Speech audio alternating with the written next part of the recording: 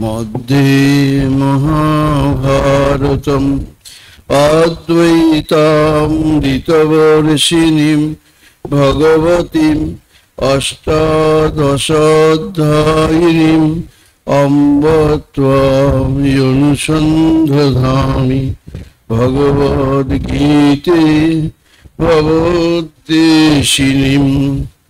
শ্রী ভগবানের কৃপায় আমরা আমাদের গীতা চিন্তনের অনুষ্ঠানে এসেছি। আমাদের চতুর্থ অধ্যায় চলছে, যেখানে অবতার তত্ত্ব বা অবতার প্রকরণ নিয়ে কথা চলছে।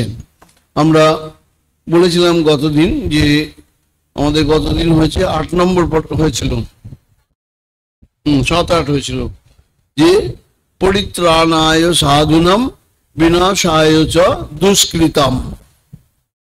শব্দ আসছে একটা না, একটু এই পাখাটা একটু ঘুরিয়ে দে, শব্দ আসছে একটু সামান্য ঘুরিয়ে দেন। তো সাধুনাং মানে করেছিলাম আমরা, সাধুনাং মানে শুধু সন্ন্যাসীরা নয়, যারা সংসারে ভগবানের ভক্ত, অপরের মঙ্গল সাধনী যাদের স্বভাব, যারা আদর্শকে, ধর্মকে, সত্যকে, নীতিকে ধরে জীবন যাপন করার চেষ্টা করছে বা জীবনটাকে নিয়ন্ত্রিত করার চেষ্টা করছে। এছাড়া ভগবানের নাম রূপ লীলা বা স্মরণ মনন কীর্তন করে অবলম্বন করে জীবন যাপন করার চেষ্টা করছে।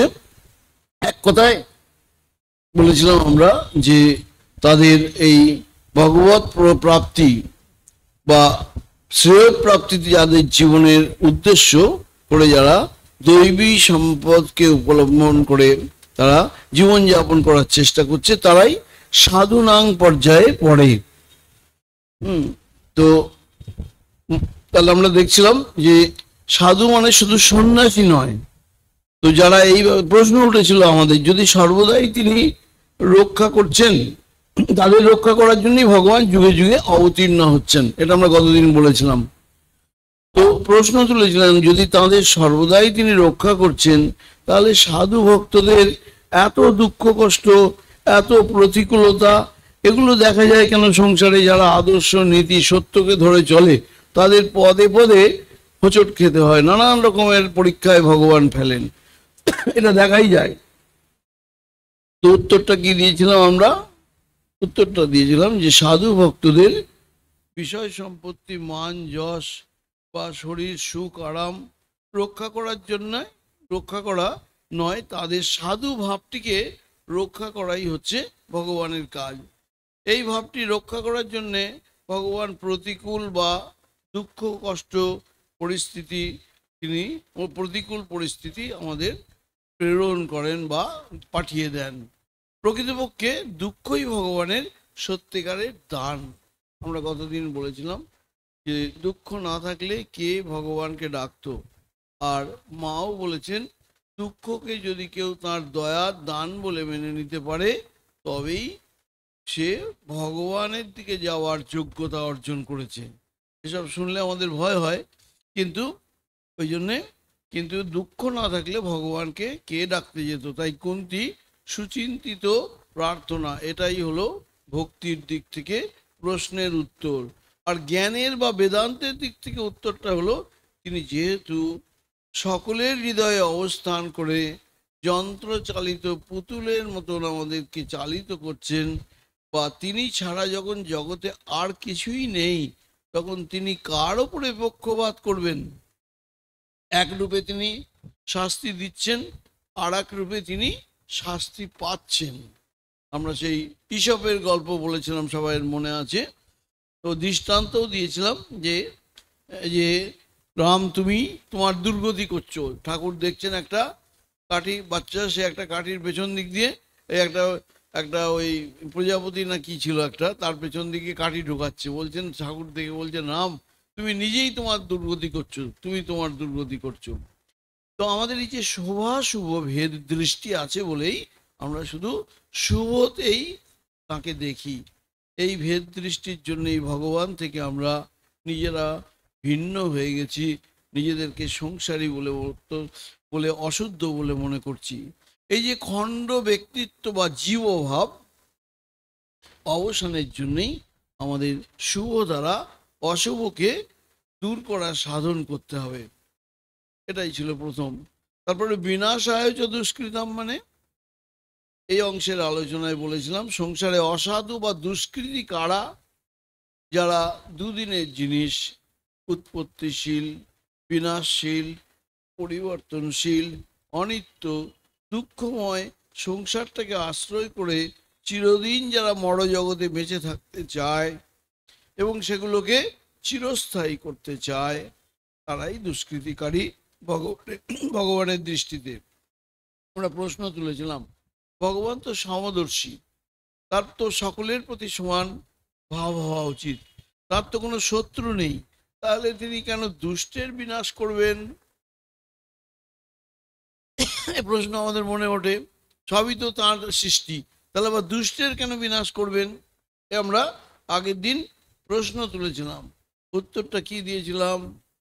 যে রাবণ বা কংস বা শিশুপালকে বধের জন্যে শ্রীকৃষ্ণ ব্যাকুল ছিলেন না। তাহলে কিসের জন্য ব্যাকুল ছিলেন তিনি? ব্যাকুল হয়েছিলেন রাবণত্ব, কংসত্ব, শিশুপালত্ব বিনাশ করার জন্যে। দৃষ্টান্ত আমরা দিয়েছিলাম যে ডাক্তার কখনোই রোগীটার পাটা কেটে বাদ দিতে চাননি বা চান না। যখন সেটি এমন পচন শুরু করলো যে আস্তে আস্তে সেই গ্যাংগ্রিন রোগীর প্রাণ সংশয় হতে লাগলো পায়ের জন্যে, তখনই রোগীর পাটা কেটে বাদ দিতে হলো। অর্থাৎ তিনি কোনো ব্যক্তিকে বধ করার জন্য অবতীর্ণ হন না, সমগ্র মানব সমাজরূপী শরীরটিকে বাঁচানোর জন্যে সমাজের ওই ক্ষত দুষ্ট অঙ্গটিকে বধ করতে তিনি বাধ্য হন। আশা করি বোঝা গেছে।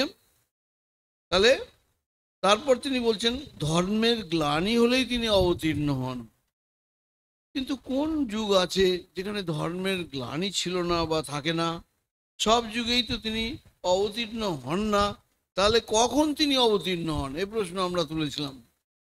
প্রসঙ্গে বলেছিলাম ধর্মের গ্লানি কাকে বলে। আলোচনার সময় আমরা বলেছিলাম দশরথ তিনি মহা জ্ঞানী, বিশ্বমিত্র, তপস্বী, দুর্বাসা, হ্যাঁ, তো এরা সব এক একজন খুব তপস্বী ছিলেন এবং তাদের ব্যক্তিত্বের কোনো তুলনা হয় না। তো তাদের এত মহত্ব সত্ত্বেও দুর্বলতাগুলো তাদের নীতি, আদর্শ, ধর্ম থেকে বিচ্যুত করেছিল। কিভাবে কৈকেয়ীর পাল্লায় পড়ে দশরথকে এরকম ভয়ঙ্কর দৃষ্টান্ত, ভয়ঙ্কর সিদ্ধান্ত নিতে হয়েছিল আমরা সবাই জানি। দুর্বাসা, বিশ্বামিত্র সবই তারা এইভাবে আদর্শ, নীতি এবং ধর্ম থেকে চ্যুত হয়েছিলেন। যেমন আমরা প্রতি মুহূর্তে আমাদের প্রবৃত্তিগুলোর কাছে কাম, ক্রোধ, লোভ, হিংসা, স্বার্থবুদ্ধি, অহংকার, বিদ্বেষ, এগুলোর কাছে আমরা পরাজিত হয়ে নিজের আদর্শ বা ধর্ম থেকে প্রতি মুহূর্তেই ভ্রষ্ট হয়ে যাচ্ছি। এটা হলো ধর্মের গ্লানি। তো আর অধর্মের অভ্যুত্থান কখন? ত্রেতা যুগে রাবণের বাড়বাড়ন্ত, দাপরে দুর্যোধন, দুঃশাসন, শকুনি, তাদের বাড়বাড়ন্ত। এ যুগেও স্বার্থবুদ্ধি সম্পন্ন যারা আমি আমার ছাড়া কিছুই বোঝে না, যাদেরকে ঠাকুর কলাইয়ের পোড়ওয়ালা লোক বলেছেন, তারাই হলো এ যুগের সেই আমাদের ধর্মের গ্লানির কারণ। অত্যন্ত প্রতিহিংসা পরায়ণ, ক্রোধী, অহংকারী এবং অধর্মের জনক তারাই। তো ধর্মের গ্লানি আর অধর্মের অভ্যুত্থান এই একসঙ্গে জুড়ে গেলে তবেই ভগবান অবতীর্ণ হন। আমরা বলেছিলাম কখন অবতীর্ণ হয় বোঝার দিকে একটা দৃষ্টান্ত দিয়েছিলাম যে কম্পাউন্ডারই ব্যান্ডেজ, ড্রেসিং সব করে দেয়, কিন্তু জটিল অপারেশন করতে গেলে তখন কিন্তু ওই সার্জেন সাহেব ছাড়া আর কোনো উপায় নেই। ঠিক তেমনি সাধু মহাত্মারা তারা কিন্তু জগতের ধর্মের গ্লানি খানিকটা, আমাদের গুরু মহারাজরা খানিকটা দূর করতে সক্ষম, কিন্তু ধর্ম সংস্থাপনের জন্যে, দুষ্কৃতীদের বধ বা বিনাশের জন্যে ভগবানকেই স্বয়ং অবতীর্ণ হতে হয়। শেষ প্রশ্ন ছিল আমাদের গতদিন যে সর্বশক্তিমান ভগবানকে কেন দেহ ধারণ করতে হবে বিনাশ করার জন্য? তিনি তো তা নাও করতে পারতেন, অন্যকে দিয়ে করাতে পারতেন। উত্তরে আমরা বলেছিলাম কি, যে নরদেহে অবতার হলে ভগবানকে আমরা দর্শন, স্পর্শন, আলাপন ইত্যাদি লীলার দ্বারা আমাদের সেই তাদের যে মাধুর্যটুকু আমরা উপলব্ধি করতে পারি। এই জন্য আমরা গতদিন কয়েকটা দৃষ্টান্ত দিয়েছিলাম। এই সামর্থ্য উপদেশ আচরণের দ্বারা আরও প্রকট কিভাবে হয় কয়েকটি দৃষ্টান্ত দিয়েছিলাম। ডাক্তার কি কৃপা করলেন তিনি কিভাবে আগের দিন, তারপরে আমাদের বিজয় কৃষ্ণ গোস্বামী কি করে তিনি কৃপা করেছিলেন আগের দিন আমরা বলেছিলাম। তো এটা অবতার লীলাতেই এই লীলা আস্বাদন সম্ভব হয়। এইভাবেই অবতার, এই গত শ্লোকে আমরা অবতারত্বের কারণগুলো বলেছিলাম। এবার ভগবান তো সর্বযুগেই সর্বকালে সর্বভূতেই পরিপ্রাপ্ত হয়েছিলেন, আছেন এবং থাকবেন, কিন্তু সাধারণ জীবের বিশেষ কোনো কাজে লাগে না। ভগবান তো 5000 বছর ধরেই বিভিন্ন রূপ ধারণ, কিন্তু সাধারণ লোক যারা, তাদের তো বিশেষ কিছু কাজে লাগে না ভগবানের অবতীর্ণ হওয়া। তাই একমাত্র অবতার রূপে তিনি পশু পক্ষী জীব জন্তু গাছপালা সবের মধ্যেই তিনি অনুস্যূত হয়ে আছেন এবং ছিলেন, থাকবেনও। তো তাই জন্যে তা সাধারণ জীবের কোনো কাজে লাগে না। তাই একমাত্র অবতার রূপে গ্রহণকালেই জীব তাকে আস্বাদন করতে পারে পূর্ণরূপে। আর সেটাই এখন বিস্তার করে ব্যাখ্যা করছেন 9 নম্বরে। ঠাকুর বলছেন, গাভীর সর্বশরীরেই দুধ আছে, কিন্তু দুধ সংগ্রহ করতে গেলে বাঁটের মাধ্যমেই করতে হয়। তো ভগবানের আস্বাদন আমরা গাছপালা পশু পক্ষী জীব জন্তুর মধ্যে করতে পারি না, মানুষের মধ্যে করতে পারি না, কিন্তু অবতার যখন আসেন তখনই তাকে আস্বাদন করা আমাদের পক্ষে সহজ হয়। এবার আমরা পরের শ্লোকে যাব। 9 নম্বর শ্লোক কি বলছেন? জীবকে পূর্ণরূপে সেটাই বিস্তার করে বলছেন। কি বলছেন? জন্ম কর্ম চমে দিব্যম এবং যোবেত্তি তত্ত্বতঃ ত্যক্ত্বা দেহং পুনর্জন্ম নৈতি মামেতি সর্জুন। হে অর্জুন, যিনি আমার এই প্রকার অলৌকিক মায়িক জন্ম এবং সাধু পরিত্রাণ আদি অপ্রাকৃত কর্মতত্ত্ব জানেন, তিনি আমাকেই লাভ করেন আর দেহান্তে আর পুনর্জন্ম প্রাপ্ত হন না। ভগবান নিজে মুখে বলে যাচ্ছেন, যিনি আমার এই অলৌকিক মায়িক জন্ম এবং সাধু পরিত্রাণাদি অপ্রাকৃত কর্ম তত্ত্ব তো জানেন। আমরা একটু, খুব শ্লোকটি ইম্পর্টেন্ট শ্লোক, তো আমরা একটু গভীরভাবে এটা বোঝার চেষ্টা করব যে কে তাকে জানে সেটা বা বুঝতে পারেন। দেহান্তে কার পুনর্জন্ম হয় না সেটা বোঝাতে গিয়ে ভগবান নিজ মুখে তার বক্তব্য পেশ করছেন। কি বলছেন? হে অর্জুন, আমার জন্মকর্ম সবই দিব্য। আমার এই দিব্য জন্মকর্ম যেসব ব্যক্তি তত্ত্ব তো জানেন, অর্থাৎ দৃঢ় নিশ্চয় হয়ে মেনে নেন, তারা দেহত্যাগের পরে আর পুনর্জন্ম প্রাপ্ত হন না, তারা আমাকেই প্রাপ্ত হন। এটা খুব আশ্বাসের কথা ভগবান বললেন সম্মুখে। জীবকে মোক্ষ লাভের এক নতুন মার্গদর্শন করালেন। আমরা জানি জ্ঞান কর্ম ভক্তি যোগ এসব দ্বারা ভগবানকে আমাদের 4 যোগের সমন্বয়ে তার দিকে যাওয়া যায়, কিন্তু ভগবান একটা অন্য পথ আমাদের জন্য বাঁধতে দিলেন, সহজ পথ। তো অবতার রূপে অবতারকে প্রাপ্ত হওয়ার জন্য সেটি কি? অবতারের এই দিব্য জন্ম আর কর্মের চিন্তন করো, আরও ভাবো সেই পরম কারণিক ভগবান, এবং যিনি নিজের কোনো প্রয়োজন না থাকা সত্ত্বেও জীব দুঃখে প্রশমনের জন্যে, উপায় দেখানোর জন্যে তিনি নরদেহ ধারণ করে এই মাটির পৃথিবীতে রোগ শোক দুঃখ কষ্ট সব কিছুকেই স্বীকার করে নিয়ে নিজ নিজ কর্তব্য কর্ম এবং আচরণের দ্বারা সাধারণ জীবকে শেখাচ্ছেন এই মায়াময় সংসারে মানুষ কিভাবে চলবে। অর্থাৎ লীলার থেকে নিত্যে যাওয়া, এই সংসারটাকে কেউ আমরা অস্বীকার করতে পারি না। কারণ চিমটি কাটলে লাগছে, একবেলা না খেলে মাথা ঘোরে, একদিন না ঘুমালে আমাদের কাজ করতে পারি না। তো এই সংসারটাকে অস্বীকার করতে পারছি না, কিন্তু কি করে আমরা এই সংসারের ঊর্ধ্বে উঠব সেই কৌশল নিজে মুখেই তিনি বলছেন। কি বলছেন আমরা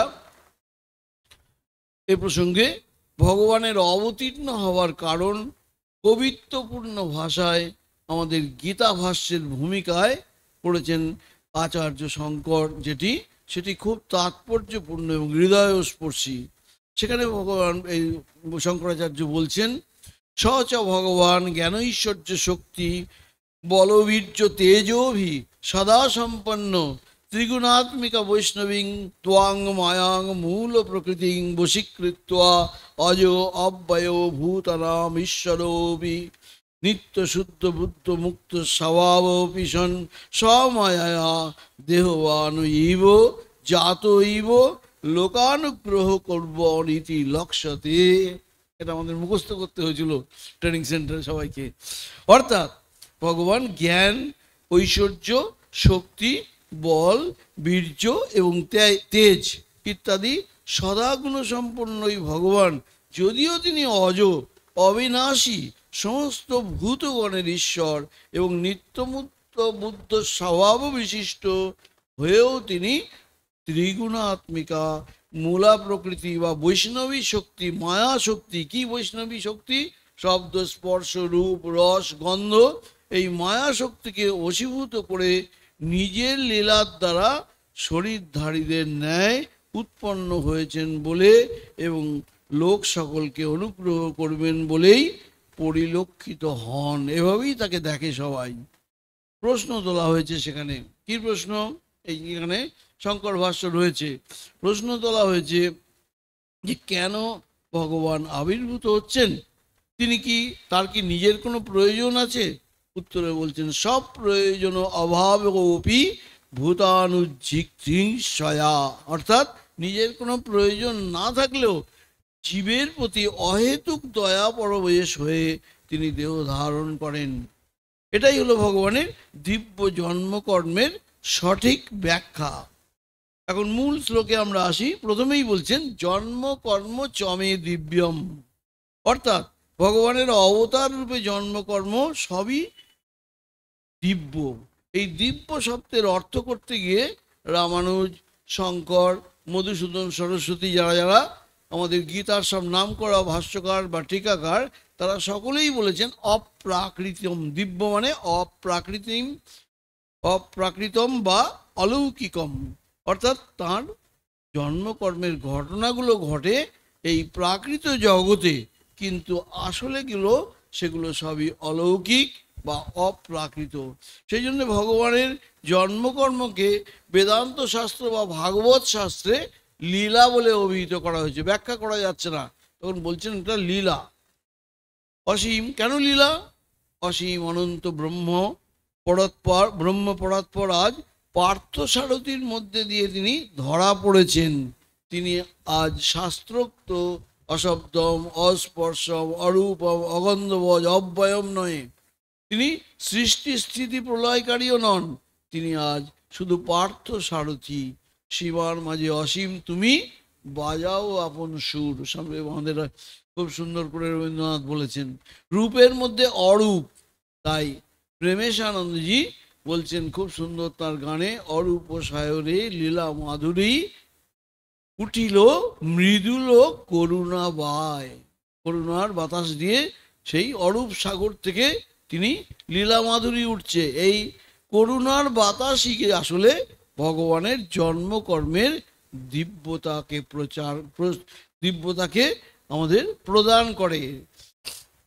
এই করুণায় তিনি আবির্ভূত হন, যেটা আমরা গীতা ভাষ্যে পড়লাম একটু আগে। তো ভগবানের এই যে সাকার রূপ সাধারণ জীবের মতন অস্থি মজ্জাময় হয় না। তাদের ভাগবতী তনু ঠাকুরের আমাদের মতন দেহ তাদের নয়।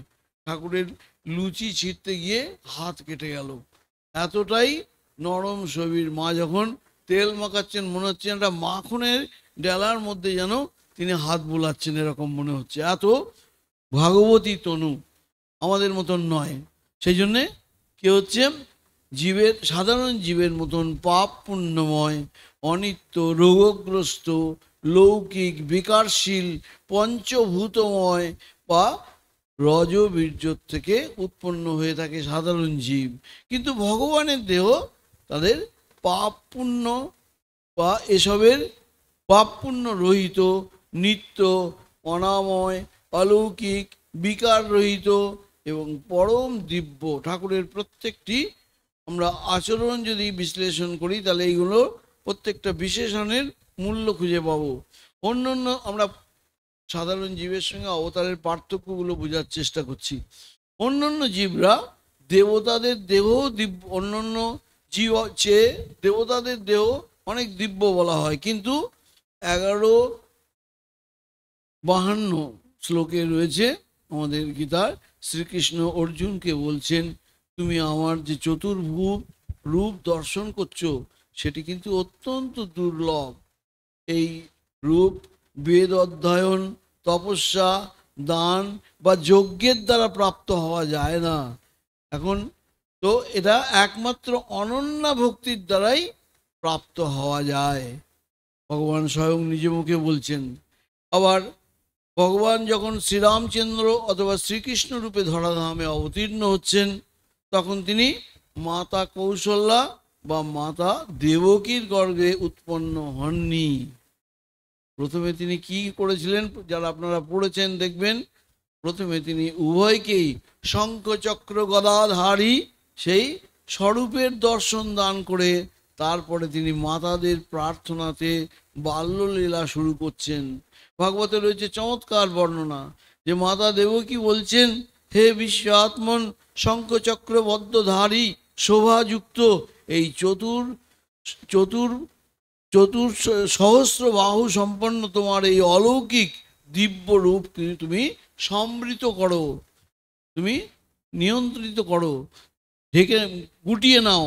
তখন ভগবান মাতা পিতার সামনে নিজ মায়ার দ্বারা এক সাধারণ শিশুর রূপ পরিগ্রহ করলেন।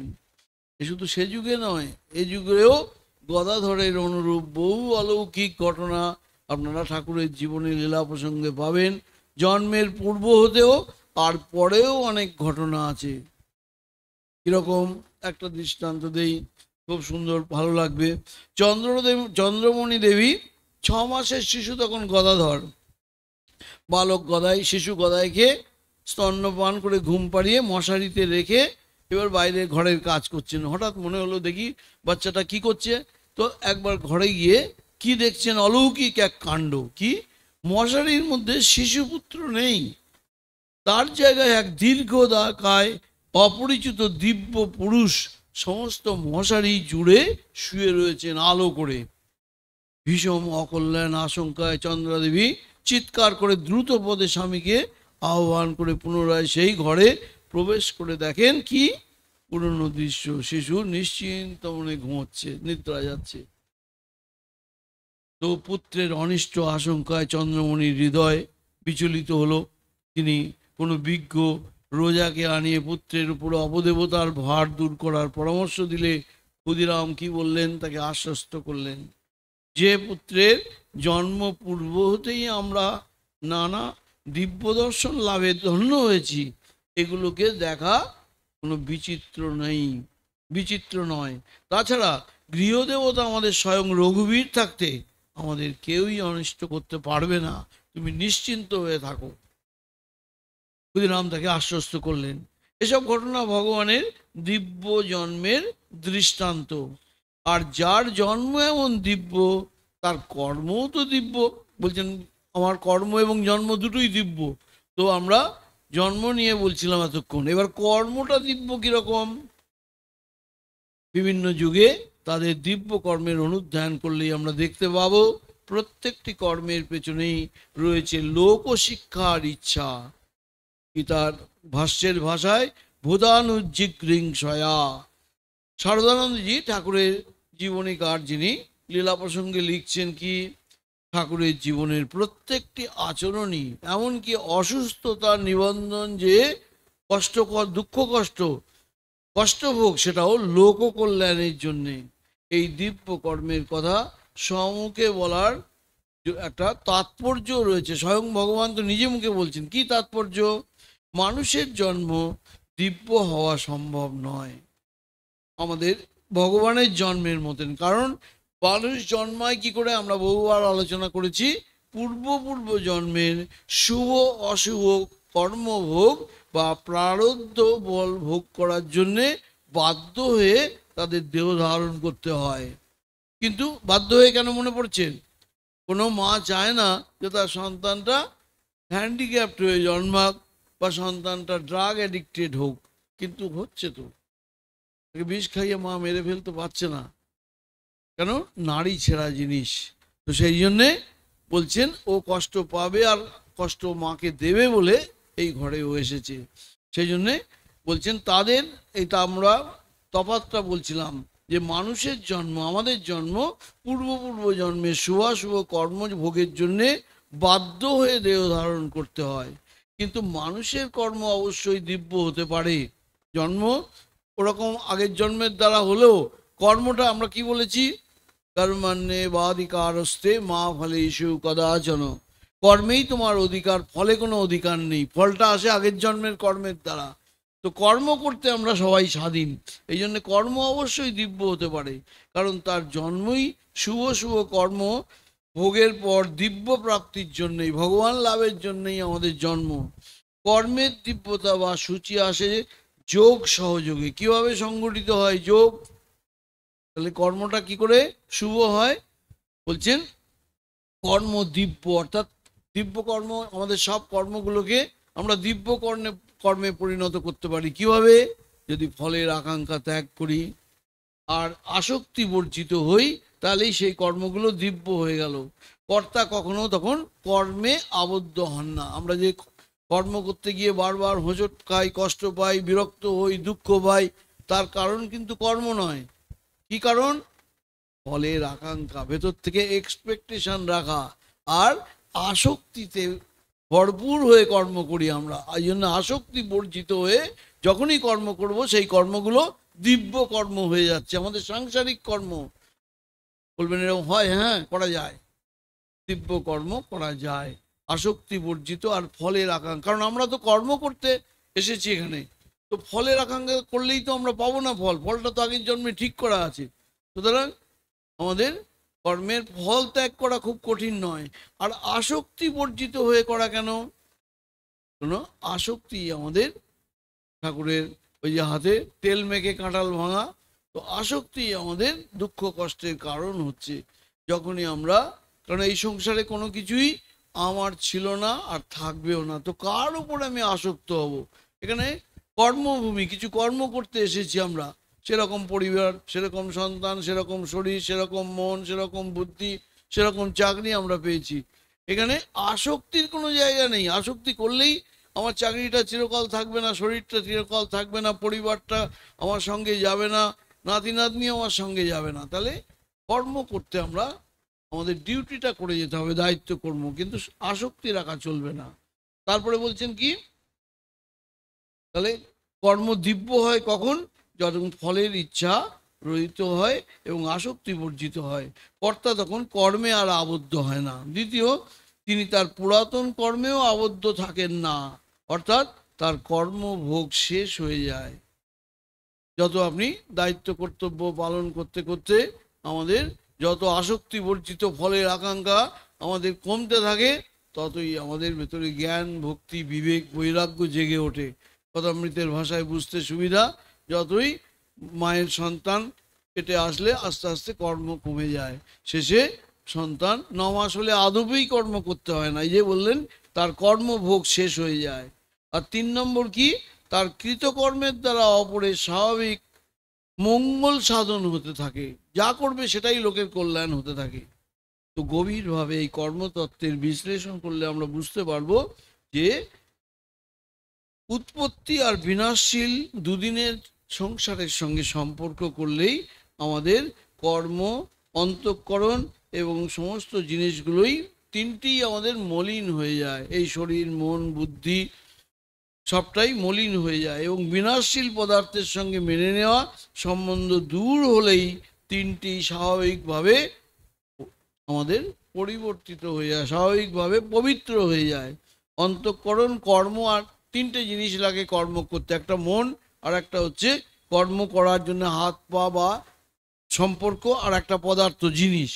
তো সেগুলো যখনই আমাদের তাদের সঙ্গে মেনে নেওয়া সম্পর্ক দূর হয়ে যাবে তখন সেটা পবিত্র হয়ে যায়। তাই ভগবানের লীলা কাহিনী আমাদের বারবার শুনতে হবে, পড়তে হবে, স্মরণ মনন করতে হবে, ধ্যান করতে হবে, তবেই মানুষের অন্তঃকরণটা নির্মল আর শুদ্ধ হবে, পবিত্র হবে। আমরা যে প্রতিদিন সন্ধ্যা আরতিতে আসছি, প্রতিদিন পাঠ শুনছি, ধীরে ধীরে ধীরে ধীরে একটা নতুন সংস্কার হচ্ছে, অন্তঃকরণটা আমাদের শুদ্ধ পবিত্র হচ্ছে, বিচার বিবেকটা আমাদের অনেক তীক্ষ্ণ হচ্ছে।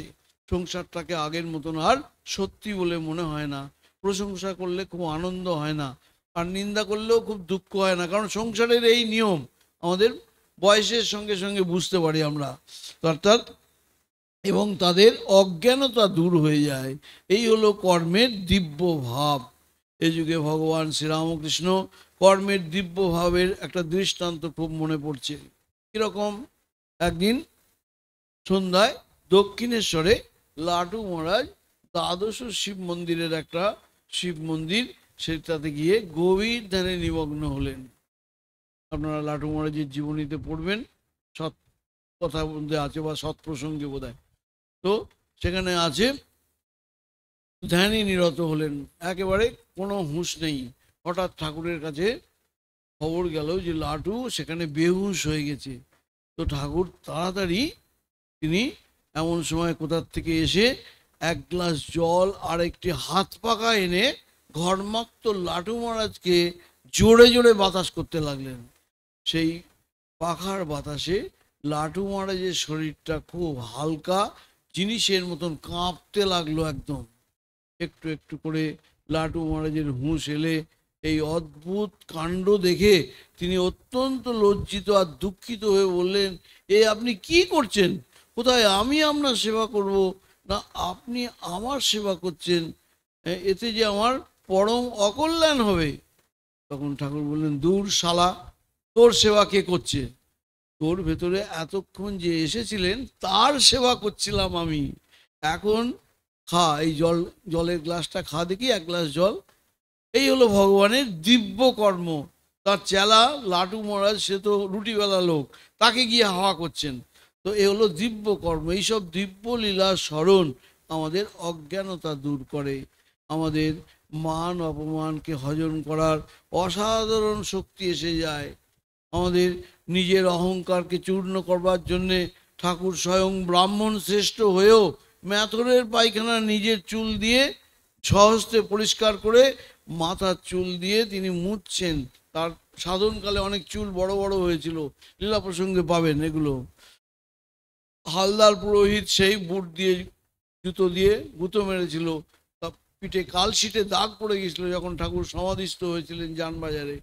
তারপরে অনেক পরে পুরোহিত চলে যাওয়ার পরে যখন ঠাকুর বললেন যে একদিন এই কাণ্ড করেছিল, দেখো আমার পিঠে জামাটা তুলে এখনো দাগ আছে। বলছে, বাবা তুমি এই কথাটা আগে কেন বলনি? আমি তো ওর মাথাটা ঘর থেকে সঙ্গে সঙ্গে নামিয়ে দিতাম। বলে এই জন্যই তো বলিনি। কর্মচারী এসে ত্রৈলোক্য এসে বলল ঠাকুরকে যে আপনাকে, ত্রৈলোক্যর কর্মচারী বা খাজাঞ্চি এসে বলল যে আপনাকে এক্ষুনি মন্দির থেকে বেরিয়ে যেতে বলেছেন ত্রৈলোক্য। তখন মথুরবাবু নেই। ঠাকুর বললেন, তাই নাকি? আমাকে বললেন হ্যাঁ। তো বেরিয়ে চলে গেলেন। তারপরে চারিদিকে হইচই করে ঠাকুর বেরিয়ে চলে যাচ্ছেন মন্দির থেকে, আর ফিরে আসবে না, তাড়িয়ে দেওয়া হয়েছে তাকে।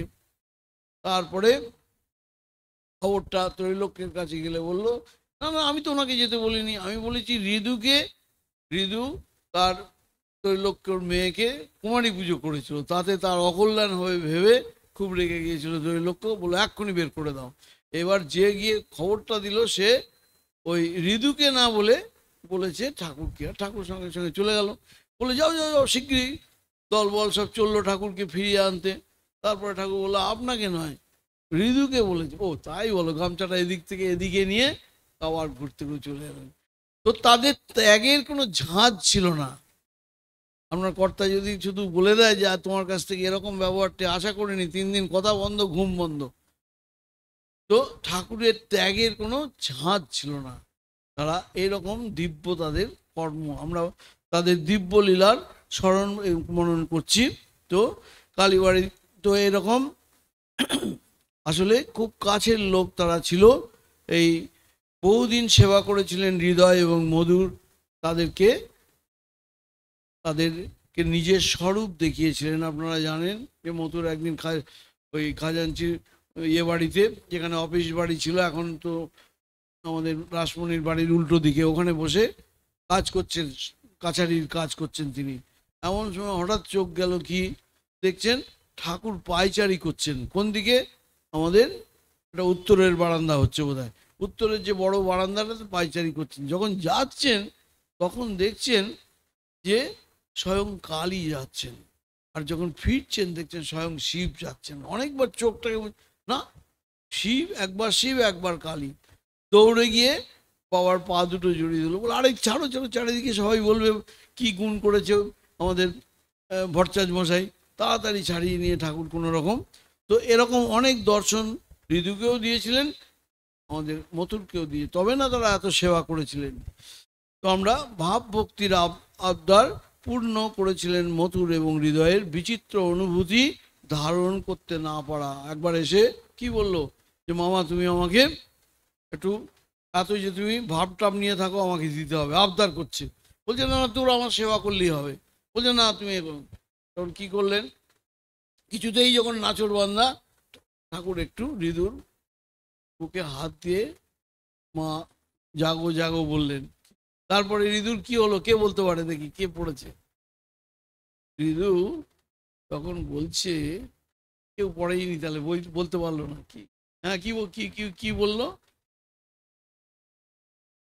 না, বলছেন দেখছেন কি, যে যেখানে যেখানে পা দিচ্ছে হৃদু, সেখানে একটা করে পদ্ম ফুটে উঠছে। হৃদু এগিয়ে যাচ্ছে আর বলছে, ও রামকৃষ্ণ, ও রামকৃষ্ণ, এসো এসো, আমরা সব প্রচার করি, ভগবানের নাম প্রচার করি, এসো এসো, চলে এসো। তখন ঠাকুর বলছেন, শালা তো গোল বাঁধিয়ে দিল। বলছে চুপ কর, বলে আবার বুকে হাত দিয়ে দিল। আর মথুরেরটা তো আমরা জানি সবাই, মাকে কিছুতেই বিসর্জন দেবে না, তারপরে ঠাকুর গিয়ে ছুঁয়ে দিলেন। তো এসব বহু ঘটনা রয়েছে যেগুলো আমরা দেখব। সংসারে অস্পৃশ্য, ঘৃণ্য তখনকার দিনে অভিনেত্রী, তাদেরকে তিনি আশ্রয় দিচ্ছেন কিভাবে। নটি বিনোদিনীর গল্প আপনারা জানেন। রশির ম্যাথরকে তিনি কৃপা করলেন। এই এক কথায় সমাজের সব স্তরের থেকে চরিত্র সংগ্রহ করে তাঁর এই দিব্য লীলাকে পুষ্ট করেছেন। এই যে কেন করেছেন সব স্তর থেকে নেয়া, কারণ হচ্ছে আমরা তো সাধারণ মানুষ, বিভিন্ন রকমের পরিস্থিতিতে আমরা আছি। তো সকলের জন্যই যাতে সম্ভাবনা বা সকলেরই ভগবান লাভের অধিকার রয়েছে, সেটি প্রমাণ করার জন্য শ্রীরামকৃষ্ণ এবার সমাজের সব স্তর থেকে তার লীলা সহচর দিয়ে এনে সবাইকে ভগবান করে গিয়েছিলেন, প্রাত প্রণম্য করে গেছেন, সবাইকে দেখিয়েছেন নতুন করে সত্যিকারের বাঁচার আর শান্তির পথ।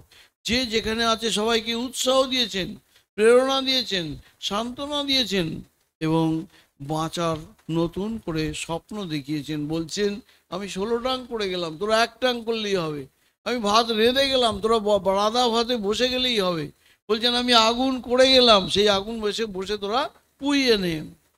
তো সত্যি আশ্চর্য লাগে, সংসারের কর্তব্য পালনের সঙ্গে ভগবানকে ডাকার এরকম একটা রাজকীয় পথ বা রয়্যাল রোড, এটা তিনি এবার আগে কোনো অবতারের মধ্যেই দেখা যায়নি। এই জন্য শ্রীরামকৃষ্ণকে এবার স্বামীজি অবতার বরিষ্ঠ বললেন। এমন করে ধর্মতত্ত্বের কঠিন কঠিন উপদেশ, গীতা উপনিষদের কথা সহজ সরল উপমার সাহায্যে এবং বিভিন্ন এবং মানে বলা যায় এমনভাবে তিনি বোঝাচ্ছেন, চোখে আঙুল দিয়ে দেখাচ্ছেন, সাধারণ আমাদের দৈনন্দিন সংসারের সব ঘটনাগুলোকে এমনভাবে তুলে ধরেছেন, অবাক লাগে যে ঠাকুরের এতটা অবজারভেশন ছিলেন। দিনে তো সংসার করেননি, দৃষ্টান্ত দিলেই বুঝতে পারবেন। বলছেন কোনো অবতারে দেখা যায়নি। তো সরল উপমার সাহায্যে বলছেন যে ভগবানের শরণাপন্ন হওয়া কি সহজে হয় গা? মহামায়ার এমনি কাণ্ড হতে কি দেয়? যার তিন কালে কেউ নেই তাকে দিয়ে একটা বিড়াল পুষিয়ে সংসার করাবে, সেও বিড়ালের দুধ আর মাছ জোগাড় করে ঘুরে ঘুরে জোগাড় করবে আর বলবে বিড়ালটা আমার মাছ দুধ না হলে খায় না, কি করি বলো? তার থেকেও ভয়ঙ্কর চিত্র আঁকছেন। হয়তোবা কারোর বিয়ের পর স্বামী মারা গেল, কোড়ে রাড় ভগবানকে ডাকুক না কেন, তা নয়, ভাইয়ের সংসারে গিন্নি হলো, মাথায় কাগা খোঁপা, আঁচলে চাবির থেলো বেঁধে হাত নেড়ে গিন্নিপনা করছেন। সর্বনাশীকে দেখলে পাড়ার লোক সদ্য ডরায়। ঠাকুরের কথা কি? আর সকলকে কি বলে বেড়ায় জানো? আমি না হলে দাদার খাওয়াই হয় না। মর হতচ্ছাড়ি, তোর কি হলো দেখ। তা না, বাসনার প্রবল প্রতাপ কিরকম মানুষকে মহান্ধ করে ফেলে, আমরা তা নিত্য নিয়মিত নিজেদের দিকে তাকালেই বুঝতে পারি। সুপ্ত বাসনা আমাদের ভেতরে রয়েছে, ব্যবহারিক জগতে দেখব কত ভুলই না আমরা করছি, তখন বুঝতে পারি না। যাই হোক, আমরা এতক্ষণ অবতার লীলার দিব্য কর্মের ধারণা করার চেষ্টা করছিলাম, কয়েকটি রেখাচিত্র আঁকছিলাম লীলা প্রসঙ্গ থেকে দৃষ্টান্ত দিয়ে। এখন আসি শেষ অংশে, সবচেয়ে ইম্পর্টেন্ট অংশ কি? যো মে ব্যক্তি তত্ত্বতঃ, এই অংশে বলছেন যিনি আমার এই দিব্য রূপের দিব্য কর্মের তত্ত্ব তো জানেন, তিনি এই দেহত্যাগের পরে আর পুনর্জন্ম প্রাপ্ত হন না। এখন এই তত্ত্ব তো জানার বিষয়টি খুবই গুরুত্বপূর্ণ। একই কথা আমরা পাই গীতার 11 এই 54 নম্বরে, জ্ঞাতুম দ্রষ্টুম চ তত্ত্বেন প্রবিষ্টুম চ পরন্তপ। আরও পাই 18-55, তত মাং তত্ত্বত জ্ঞাত্বা বিশতে তদন্তরম। অর্থাৎ আমাকে তত্ত্ব তো জেনে আমাতেই সে ভক্ত প্রবেশ করে। তাহলে ভগবানকে তত্ত্ব তো জানাটা কি ব্যাপার? উত্তরটা হলো, অর্জুন সারথি, জীব মাত্রই জীবন সারথি হলেন ভগবান, যিনি অর্জুনকে কোলাহল মুখর এই যুদ্ধক্ষেত্রে অর্জুনকে গীতার উপদেশ দিচ্ছেন। তিনি কিন্তু মায়া শক্তি অবলম্বন করে নানান রূপে নানান আকৃতিতে নানান শক্তি নিয়ে প্রত্যেক জীবের অন্তরে অন্তর্যামী রূপে পরমাত্মা রূপে থেকে অন্তর্রাজ্যকে সংযমন বা নিয়মন করছেন, প্রত্যেকের বুদ্ধিবৃত্তিকে চালিত করছেন। তিনি হলেন সেই একই কথা। এই হলো তত্ত্ব তো জানা। তিনি শুধু অর্জুনের ভগবান নন, তিনি আমাদের অন্তরে বসে তিনি সর্বক্ষণ আমাদের বুদ্ধিবৃত্তিকে চালিত করছেন। এই হলো তত্ত্ব তো জানা। তো ভগবানের জন্ম যেমন স্বাভাবিকভাবেই জীবহিতের জন্য হয়ে থাকে, সমস্ত ক্রিয়াদির দ্বারা সম্পন্ন হলেও তিনি অবতারই অকর্তাই থাকেন। কেন? তার আমাদের মতন কর্তৃত্ব অভিমান নেই, কর্মফলে স্পৃহা নেই। সেরকম মানুষের মধ্যে সমস্ত জীবের হিতের চিন্তা, কর্মের নির্লিপ্ততা জন্মানোই হলো ভগবানের দিব্য জন্ম এবং কর্মের উদ্দেশ্য। এইভাবে ভগবানকে জানাই হলো তত্ত্ব জানা। ভগবানকে তত্ত্ব জানার মধ্যে জ্ঞান আর ভক্তির একটি অপূর্ব মিলন মাধুর্য আছে। কীরকম? দৃষ্টান্ত দেই, বুঝতে সুবিধা হবে। তত্ত্ব তো আমরা জানবো জ্ঞানের দ্বারা, কিন্তু লীলাটিকে উপভোগ করব ভক্তির দ্বারা। রূপের মধ্যে অরূপকে আমরা খুঁজে পাবো, অরূপকে জানবো জ্ঞান দ্বারা আর রূপকে জানবো ভক্তি দ্বারা। তো রূপকে জানবো ভক্তি, রূপকে জানবো ভক্তি দিয়ে, ফুল মালা চন্দন দিয়ে সাজিয়ে। তো জ্ঞান যখন ভক্তিতে এসে মেশে তখনই তার পূর্ণতা লাভ হয়, সেই পূর্ণতার মধ্যে নবজন্ম হয়। ঠিক যেমন বিবাহের সময়, বিবাহের পরে কি হয়? কুমারী জীবনের অবসান হয়, বিবাহের মধ্যে দিয়ে কুমারী জীবনের অবসান হয়, আর বধূর মধ্যে দিয়ে নবজন্ম হয়। সেখানে রূপে গুণে সৌন্দর্যে দায়িত্ব কর্তব্য পরায়ণতার চূড়ান্ত প্রকাশ ঘটে। এক কথায় পরাভক্তি মিশে জ্ঞান জ্ঞান শূন্য হয়ে গিয়ে পূর্ণরূপে বিরাজমান থাকেন। সেই পূর্ণতার মধ্যে রয়েছে সর্বোচ্চ মাধুর্য।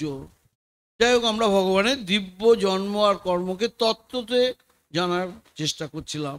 এখন কিভাবে ভগবানকে তত্ত্বতে জানা যায় সেটি 11 অধ্যায়ের 54 নম্বর শ্লোকে বলা হয়েছে। একমাত্র অনন্য ভক্তির দ্বারাই মানুষ ভগবানকে তত্ত্বত জানতে পারে, তাতে প্রবিষ্ট হতে পারে, তার দর্শন লাভ করতে পারে। এখন অনন্য ভক্তি কাকে বলে? অনন্য ভক্তি হলো একমাত্র ভগবানকে আশ্রয় করে একমাত্র তার উপরেই বিশ্বাস, আশা, ভরসা রাখা। সুন্দর একটা দোয়া আছে, এক ভরসা, এক বল, এক আশ বিশ্বাস, এক রাম ঘনশ্যাম, চিত চাতক তুলসীদাস, স্থিত চাতক তুলসীদাস, হিত চাতক তুলসীদাস। এক ভরসা, এক বল, এক আশ বিশ্বাস, এক রাম ঘনশ্যাম, স্থিত চাতক তুলসী, হিত চাতক তুলসীদাস। এক কথায় ভগবান ছাড়া আর কোনো কিছুতে যোগ্যতা, বল, বুদ্ধি ইত্যাদি ভরসা না রাখা। আমরা ভগবান ছাড়া সব কিছুই, যদি শেষ বয়সে পয়সা কড়ি না থাকে, গয়নাঘাটি না থাকে, ছেলে মেয়ে না থাকে, কিন্তু এরকম নয়। এক ভরসা ভগবানকেই, তার উপরেই বিশ্বাস, ভরসা রাখা।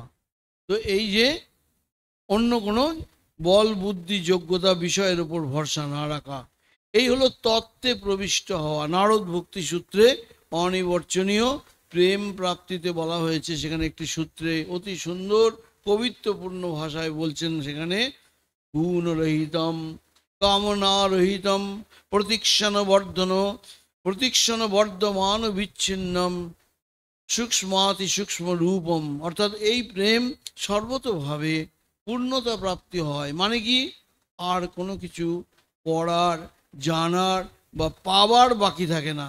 তাই তার কিছু আকাঙ্ক্ষাও থাকে না, বেঁচে থাকার আশাও থাকে না, মৃত্যু ভয়ও থাকে না, কোনো কিছু পাবার লোভও থাকে না। তাই তিনি গুণরহিত, কামনারহিত, প্রতীক্ষণ বর্ধমান, বিচ্ছেদ রহিত, সূক্ষ্মাতি সূক্ষ্ম, শুধুমাত্র অনুভব করা যায়। কিরকম? খুব ভালো জিনিস একটা খাইয়ে দিলেন, যে কথা বলতে পারে না, এবার বললাম কিরকম লাগছে, বলছেন মুখ ও আস্বাদন বধ। সে নানানভাবে অঙ্গভঙ্গি করে তার আনন্দটা বোঝানোর চেষ্টা করছে। ঠিক তেমনি যাদের ভেতরে সেই বস্তু লাভ হয়েছে, তাদের আনন্দ বিচ্ছুরিত হয় তাদের কথাবার্তায়, চলন ফরণ বা সব কিছুর মধ্যে। একেবারে শ্লোকের শেষ অংশে বলা হয়েছে, ভগবানের এই জন্মকর্মকে যিনি এভাবে জানেন, তার কি লাভ হয়? ত্যক্ত্বা দেহং পুনর্জন্ম নৈতি মামেতি, দেহত্যাগান্তে সে আমাকেই প্রাপ্ত হয়, তাকে আর পুনরায় জন্মগ্রহণ করতে হয় না। এই অংশের টিকাকার বিশ্বনাথ চক্রবর্তী চমৎকার ব্যাখ্যা দিচ্ছেন। তিনি বলছেন, দেহত্যাগ করে পুনর্জন্ম গ্রহণ করেন না, মানে দেহত্যাগের পূর্বে, মানে এই জন্মেই, এই দেহতেই আমাকে লাভ করেন। অর্থাৎ আমার দিব্য জন্মকর্মের যথার্থ জ্ঞান লাভ হলে আমাতে আশ্রয় করার যত বিপত্তি বা বাধা বা প্রতিবন্ধক বা দুষ্কৃতি আছে, সেই সাধকের কাছে সবই ভস্মীভূত করে এই জন্মেই তিনি তার কোলে আশ্রয় দেন। এই আশ্বাস গীতায় ভগবান দিচ্ছেন, ভক্তা মাম অভিজানাতি। এই প্রসঙ্গে নিত্যপ্রাপ্ত পরমাত্মা তত্ত্বকে জানার প্রধান দুটি বাধা, এটা আমাদের সবাইকে মনে রাখতে হয়। কি বাধা? এক হচ্ছে নিজ নিজ কর্তব্য না করে প্রমাদ বা আলস্যে দিন যাপন করা। প্রমাদ মানে নিজের উদ্দেশ্য সম্পর্কে হুঁশ না রেখা, লক্ষ্যের দিকে যাওয়ার কোনো রকম আগ্রহ বা ব্যাকুলতা না থাকা, একে বলে প্রমাদ। আর একটা কি? আলস্য। দিন চলে যাচ্ছে খেয়ে ঘুমিয়ে কোনো রকম, কিন্তু আমাদের একটা দিন চলে গেলে আর ফিরে আসবে না। সেই জন্যে খুব অ্যালার্ট থাকতে হবে যে গুণাধীন জীবনের যেন বৃথা না যায়। তাহলে দুটো বাধা কি? একটা প্রমাদ আলস্য, আর একটা হচ্ছে কর্তব্য কর্ম করে তার ফলের আশা করা। এই আর একটা বাধা, ফলের আশা করা চলবে না। কেন চলবে না? আমরা বহুবার আলোচনা করেছি, কারণ ফলটা প্রারব্ধ কর্মের দ্বারা নির্দিষ্ট রয়েছে, শুধু ডিউটিটা আমরা করে যাব। কিন্তু ফলের আশা করলেই দুঃখ পেতে হবে। আমরা বারবার বলি যে সংসারে যে আমরা কর্তব্য কর্ম করতে গিয়ে বারবার বিরক্ত হই, দুঃখ পাই বা হোঁচট খাই, তার কারণ কিন্তু কর্ম নয়, তার কারণ কি? এক্সপেকটেশন, ফলের আকাঙ্ক্ষা, বা আমাদের মনের মধ্যে সেই আশা রয়েছে, ফলের আশা। এই দুটো অপসারণ কিভাবে হবে? এবার আবার প্রশ্ন, ফলের আকাঙ্ক্ষা না রেখে অন্যকে সেবার ভাবে কর্তব্য করা। ফলের আশা না রেখে কর্তব্য কর্ম করলে দিন দিন কর্ম থেকে সম্বন্ধ ছেদ হয়ে যায়। কর্ম থেকে সম্বন্ধ ছেদ হলেই কি হয়? পরমাত্মার সঙ্গে আমাদের নিত্য সম্বন্ধ, যেটা আমি যে ঠাকুরের, ঠাকুর যে আমার এবং তিনি আমাকে হাত ধরে চলেছেন, সেটা স্পষ্ট বোধ হয়।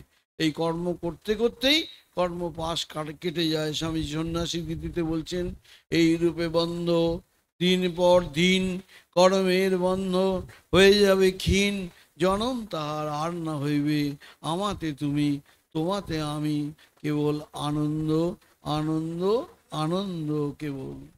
সুন্দর, একেবারে লাস্ট স্ট্যাঞ্জা সন্ন্যাসীর গীতির।